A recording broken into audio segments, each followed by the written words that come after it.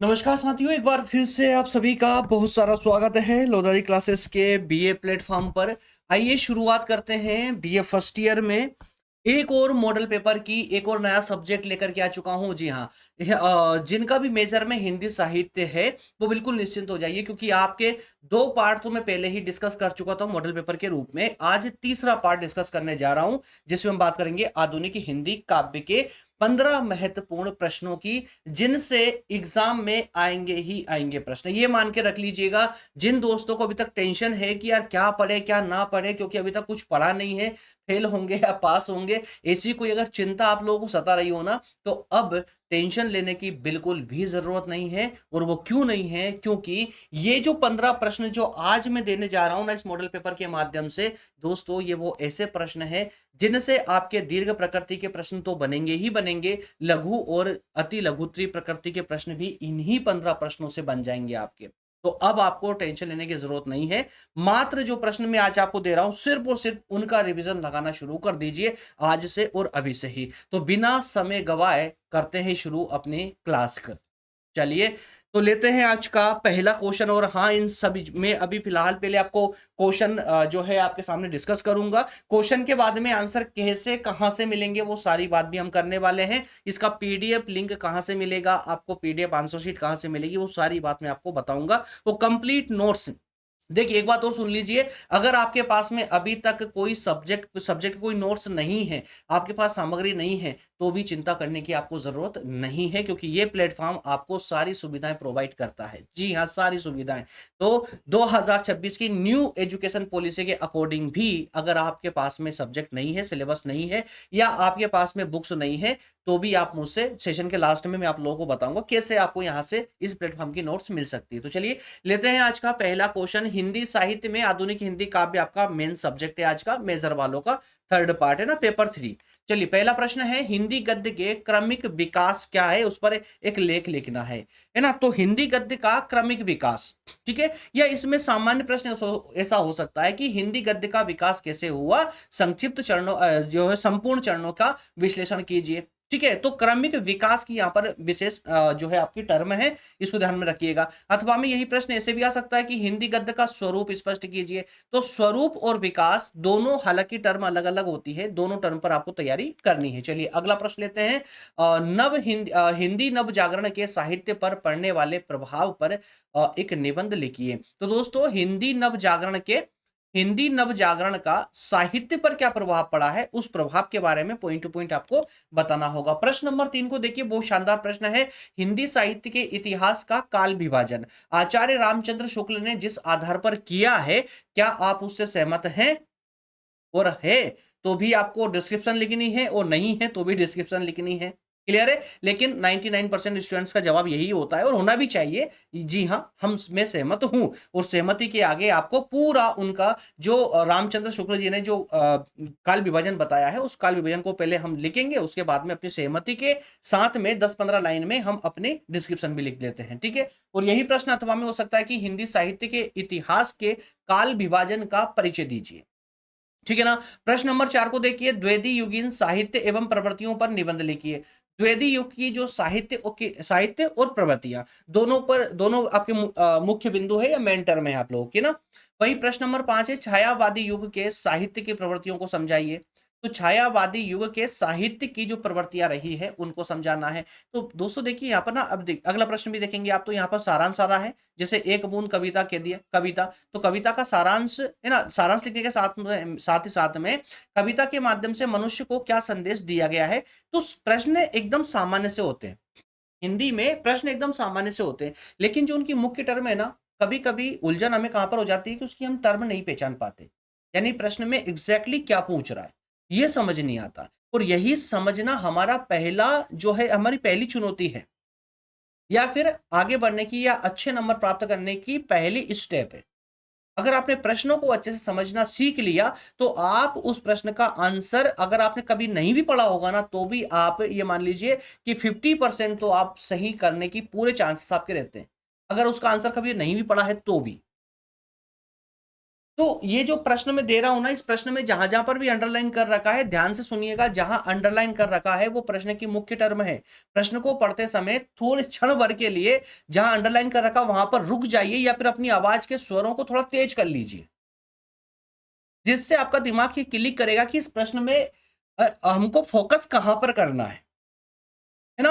चलिए आगे बढ़ते हैं, अगला प्रश्न लेते हैं। अगला प्रश्न है, प्रश्न नंबर 7 है, सुमित्रा नंदन पंत जी की जो ताज कविता है उसका सारांश लिखना है और उसकी प्रगतिवादी विशेषताओं पर भी प्रकाश डालना है और स्पष्ट कीजिए कि कवि ने ताजमहल को मृत्यु का प्रतीक क्यों माना है।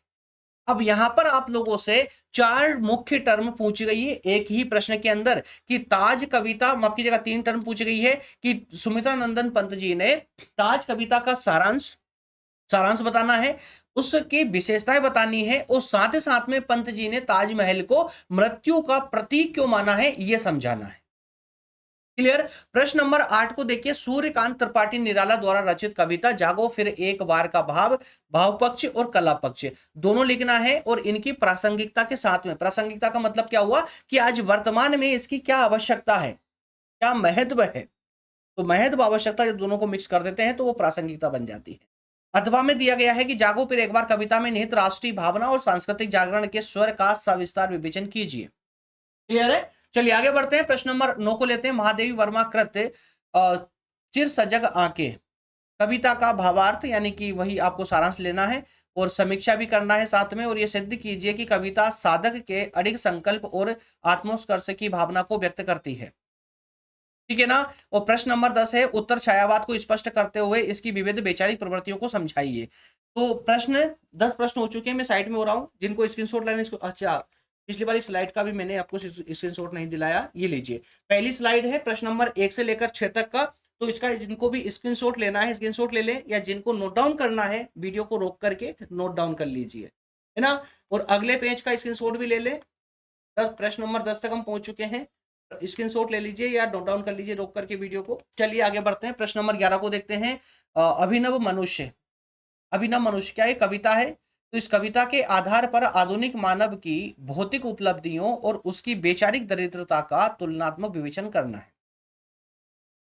तो अभिनव मनुष्य कविता में जिस प्रकार से कवि ने मानव की भौतिक उपलब्धियों का वर्णन किया है कि मानव ने भौतिक रूप से तो बहुत कुछ प्राप्त कर लिया है, लेकिन लेकिन वो वैचारिक रूप से दरिद्र बन गया है।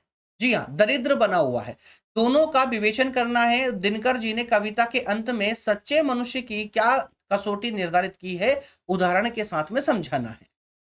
वही प्रश्न नंबर 12 है, सिंदूर तिलकित भाल, सिंदूर तिलकित भाल जो कि नागार्जुन जी के द्वारा रचित कविता है, तो इस कविता क्या कविता पर इस कविता के आधार पर कवि यानी कि नागार्जुन जी जो है मातृभूमि प्रेम और प्रवास की पीड़ा का, है ना, उदाहरण के साथ में इसका विश्लेषण करना है और कविता में व्यक्त यथार्थवाद और भावुकता के समन्वय पर भी प्रकाश डालना है। तो यहाँ पर इस प्रश्न में आपको खास करके सिंदूर तिलकित भाल जो कविता है, इस कविता के आधार पर यह बताना है कि मातृभूमि के प्रेम और प्रवास की पीड़ा को, है ना, कवि ने कैसे जो है उजागर किया है या कैसे विश्लेषित किया है, उदाहरण के साथ में आपको यह बताना होगा। और साथ ही साथ में इस कविता में जो यथार्थवाद और भावुकता का जो बहुत प्यारा समन्वय देखने को मिला है, उस समन्वय को भी आपको यहाँ पर लिखित और उल्लिखित करना होगा। ठीक है। प्रश्न नंबर 13 को देखिए, कालिदास सच सच बताना कविता है, तो इस कविता के आधार पर नागार्जुन जी की संवेदनशीलता और उनके प्रकृति चित्रण पर प्रकाश डालिए। तो किस प्रकार से उन्होंने प्रकृति का चित्रण किया है ना, और कवि ने पौराणिक पात्रों के माध्यम से आधुनिक मानव की पीड़ा और सहानुभूति को किस प्रकार अभिव्यक्त किया है, विस्तार से बताइए। चलिए जल्दी से स्क्रीनशॉट ले लीजिए आप लोग, आगे बढ़ेंगे। प्रश्न नंबर 14 है, साठोत्तरी कविता के उदय के सामाजिक, राजनीतिक और सांस्कृतिक कारकों की विवेचना। एक एक टर्म को ध्यान से लेके चलिएगा दोस्तों। मैं थोड़ा स्पीड से भी यहाँ पर इसलिए बढ़ रहा हूँ क्योंकि समय आप लोगों के पास भी कम है और मैं भी आज क्लास में काफी लेट हो चुका हूँ, इसलिए थोड़ा स्पीड से आगे बढ़ रहा हूँ। और वैसे भी आपको प्रश्न देखिए, हिंदी साहित्य में प्रश्नों में ऐसी कोई उलझन होती नहीं बेसिकली। तो देखिए यहाँ साठोत्तरी कविता के उदय के सामाजिक, राजनीतिक और सांस्कृतिक कारक कौन कौन, ये तीनों कारक की विवेचना करना है। ठीक है।